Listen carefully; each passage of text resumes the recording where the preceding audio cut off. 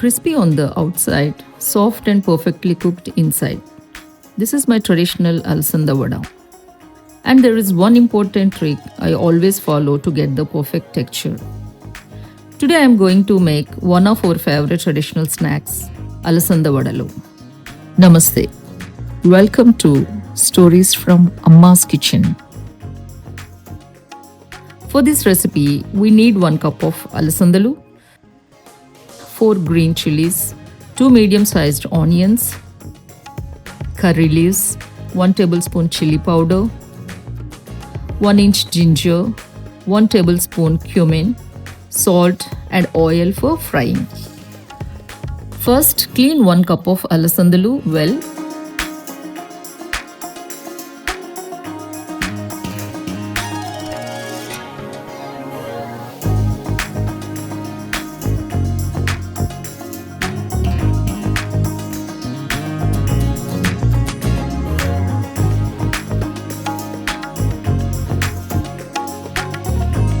And soak them in water for 6 to 8 hours.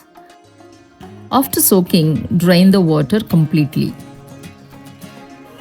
Add the required amount of salt and grind the alasandalu. Don't grind it completely smooth. Keep the batter slightly coarse.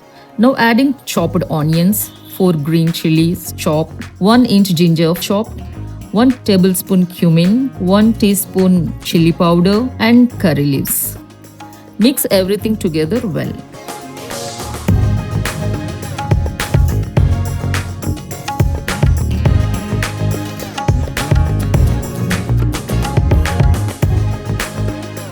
Now place the kadai on the stove, add the oil and let it heat.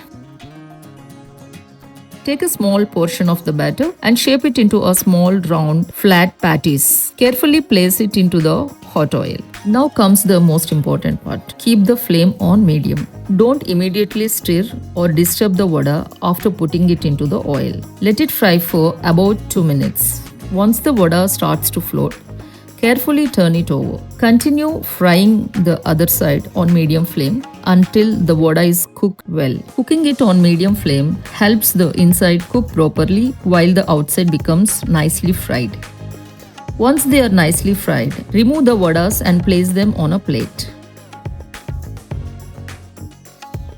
Repeat the same process for the remaining batter.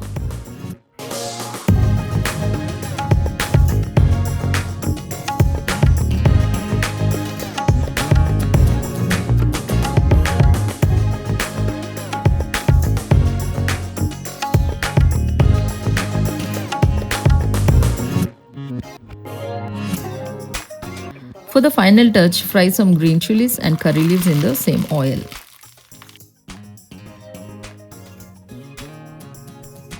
Now garnish the Alasanda Vadalu with the fried green chillies and curry leaves.